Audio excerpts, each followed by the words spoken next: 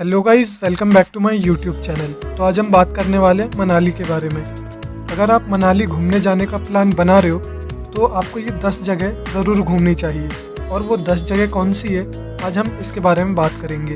तो चलिए शुरू करते हैं। हमारी लिस्ट में सबसे पहले नंबर पर आती है हिडिंबा देवी का मंदिर, जिसे हम डूंगरी मंदिर के नाम से भी जानते हैं। इस मंदिर का निर्माण महाराजा बहादुर सिंह ने 1553 में करवाया था। जैसा कि इसके नाम से ही पता चलता है, ये मंदिर जो है भीम की पत्नी हिडिंबा देवी को समर्पित है। और इस मंदिर की जो लकड़ी की वास्तुकला है वो अन्य भारत के दूसरे मंदिरों की तुलना में अलग है। और इसी मंदिर के परिसर में हिडिंबा देवी के पुत्र घटोत्कच का भी को समर्पित एक और मंदिर भी है, जो मोटे देवदार के पेड़ों से घिरा हुआ है। और मंदिर और बर्फ से ढकी पहाड़ियों के साथ साथ इस पृष्ठभूमि के रूप में सेवा कर रहे हैं। तो अगर आप घूमने जा रहे हो तो आपके लिए ये एक अच्छा स्थान हो सकता है। और वहीं दूसरे नंबर पे आती है सोलांग वैली। सोलांग वैली समुद्र तल से लगभग 8400 फीट की ऊंचाई पर स्थित है। एक मिनी घाटी है। यहाँ पे बेसिकली लोग एक एडवेंचरस गेम खेलने के लिए जाते हैं। और अगर आप मनाली जा रहे हो और सोलांग वैली नहीं गए तो फिर कहाँ ही गए आप। क्योंकि लोग अगर मनाली जाते हैं उनके प्लेसेस में टॉप लिस्ट में सोलांग वैली हमेशा से रहती है। और इस टाइम पे, सर्दियों के टाइम पे, तो वहाँ पे इतनी ज़्यादा भीड़ होती है कि आपको कोई भी गेम खेलने के लिए वेट करना पड़ता है कि कोई दूसरा छोड़े, उसके बाद मेरी बारी आए। जब मौसम गर्म हो जाता है तो लोग जोरिंग और पैराग्लाइडिंग के लिए भी यहाँ पे आते हैं। आप एक केबल कार पर भी हॉप कर सकते हैं और हिमालय के शानदार दृश्यों का आनंद ले सकते हैं। यदि आप बर्फ पर आधारित गतिविधियों और खेलों की तलाश कर रहे हैं तो ये आपके लिए एक अच्छा स्थल हो सकता है। और एक और बात आपको बता दूं, अगर आप सोलांग वैली जा रहे हो और आप अपना फ़ोन लेके जा रहे हो तो आप ये भूल जाओ कि वहाँ पे किसी का फ़ोन आएगा, क्योंकि वहाँ पे आपको नेटवर्क बिल्कुल नहीं मिलेगा। तो आपका फ़ोन बस एक वहाँ पे फ़ोटो खींचने के काम ही आ सकता है। और तीसरे नंबर पे आती है हमारी लिस्ट में जोगिनी वाटरफॉल। यहाँ पे लोग बेसिकली ट्रैकिंग करने के लिए ही जाते हैं। और जोगिनी वाटरफॉल की ओर जाने वाली पगडंडी दर्शनीय है, देखने लायक है। और आपको ब्यास नदी और रोहतांग की बर्फ से ढकी चोटियों के दर्शन भी कराती है।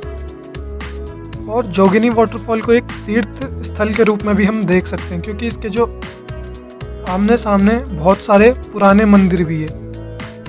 अगर आपको मन की शांति चाहिए तो आप यहाँ पे जा सकते हो।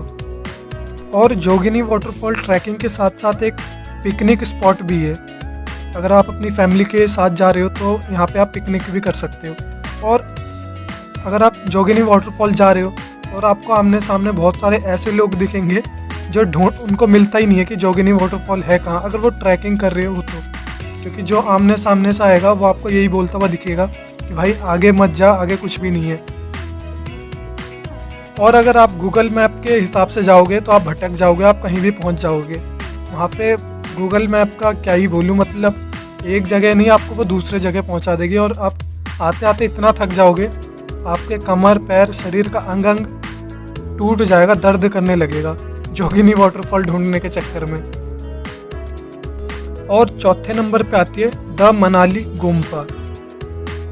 यहाँ पे आपको ये पूरा ही एक तिब्बती स्ट्रक्चर आपको यहाँ पे देखने को मिलेगा। यहाँ पे आपको अलंकृत डिजाइन और सर्वोत्कृष्ट तिब्बती वास्तुकला गढ़ तेकोकलिंग गोम्पा बनाते हैं, जिसे आमतौर पर मनाली गोम्पा के रूप में भी जाना जाता है, जो मनाली में सबसे अच्छे स्थलों में से एक है। 1960 के दशक में तिब्बती शरणार्थियों द्वारा निर्मित ये मठ आपको शांत और बेजोड़ आध्यात्मिक वाइब्स का आनंद देता है। यहाँ पे आपको एक ऐसा लगेगा कि आप जैसे तिब्बत में हो कहीं पे, यहाँ पे आपको आमने सामने देख के और ऐसा ही लगेगा। और यहाँ पे कुछ तिब्बती स्टॉल भी है, यहाँ पे आप कुछ खा पी सकते हो या खरीद सकते हो। ये भी आपको एक तिब्बती स्ट्रक्चर के रूप में ही दिखेंगे। तो ये भी एक बहुत अच्छा स्थल हो सकता है जहाँ पे आप जा सकते हो। वहीं 5वें नंबर पे आता है हमता पास। हमता पास को हम आसान और मुश्किल ट्रैकिंग के लिए भी जानते हैं। हमता ट्रैक आपको कुल्लू घाटी और लाहौल घाटी के शानदार दृश्यों का आनंद देती है। और चंद्रमार्ग स्थित चंद्रमार्ग ट्रैक का एक अन्य प्रमुख आकर्षण केंद्र भी है और इसकी ऊंचाई ज़मीन से 4000 मीटर ऊंची है। तो यहाँ पे भी आप अपने ग्रुप के साथ ट्रैकिंग कर सकते हैं और ट्रैकिंग के लिए भी ऐसे लोगों को लेके जाए जो अंदर से स्वस्थ और फुर्ती वाले हो, ये नहीं कि भी थोड़ी देर जाते ही थक जाए। वहीं छठे नंबर पे आती है वन विहार। अगर आपको नेचर पसंद है, नेचर के बीच में रहना बहुत ज़्यादा पसंद है, तो आप यहाँ पे जा सकते हो।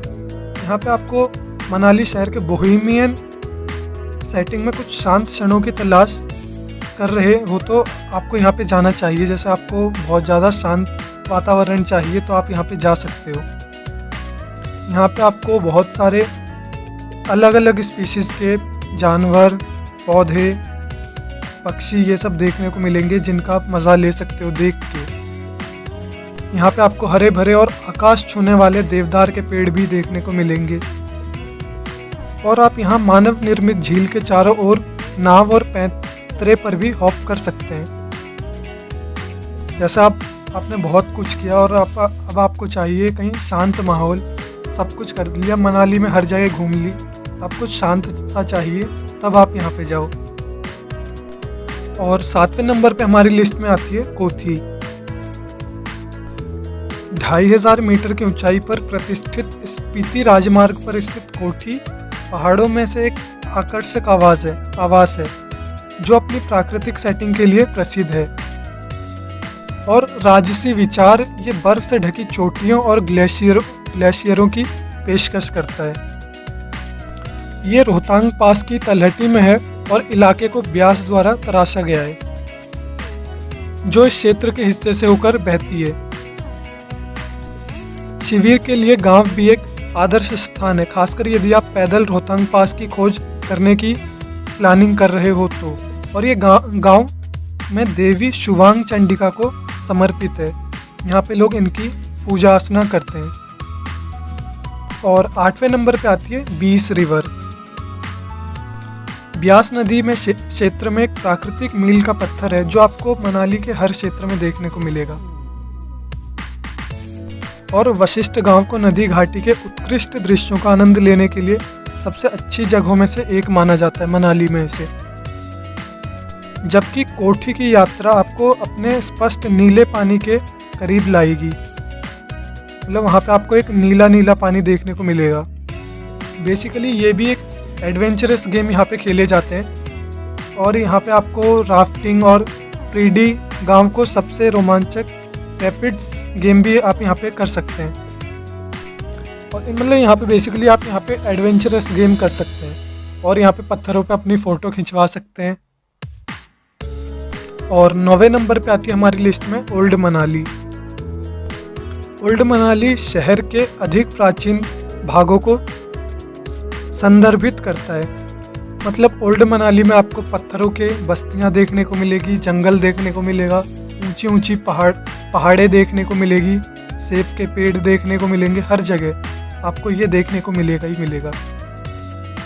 और यहाँ पे कई सारे कैफ़े भी हैं जहाँ पे आप खा पी सकते हैं और कई सारे शॉपिंग सेंटर्स भी है। यहाँ पे आप शॉपिंग करें, भर भर के शॉपिंग करें अगर मनाली आए हैं तो। और यहाँ पे आपको एक खुला सा भी मिलेगा। और लास्ट हमारी लिस्ट में आती है रोहतांग पास। अगर आप रोहतांग पास जा रहे हो, अपनी मनाली ट्रिप में से एक दिन आप रोहतांग पास के लिए दें। समुद्र तल से 4000 मीटर की ऊंचाई पर स्थित पीर पंजाल रेंज पर स्थित ये ऊंचा पर्वत मार्ग आपको बेदम सा कर देगा। बेसिकली यहाँ पे लोग प्रकृति प्रेमियों, कलाकारों और फोटोग्राफरों का पसंदीदा केंद्र हमेशा से ये रहा है। बेसिकली रोहतांग पास पहाड़ी बाइकिंग और स्कीइंग जैसे एडवेंचरस गेमों के लिए भी एक जगह रहा है हमेशा से। और यहाँ पे बहुत सारे बॉलीवुड की शूटिंग्स भी हुई है। तो अगर आप रोहतांग पास का प्लान बना रहे हैं तो आप पहले से ये कहीं से पूछ के चले कि वो खुला है कि नहीं है, क्योंकि बहुत बार ऐसा होता है कि सर्दियों के मौसम में वहाँ पे इतनी ज़्यादा बर्फ़ पड़ती है कि वो बंद कर दिया जाता है लोगों के लिए। तो ये थी कुछ टॉप 10 प्लेसेस जहाँ पे अगर आप मनाली घूमने जा रहे हो तो यहाँ पे आपको ज़रूर जाना चाहिए।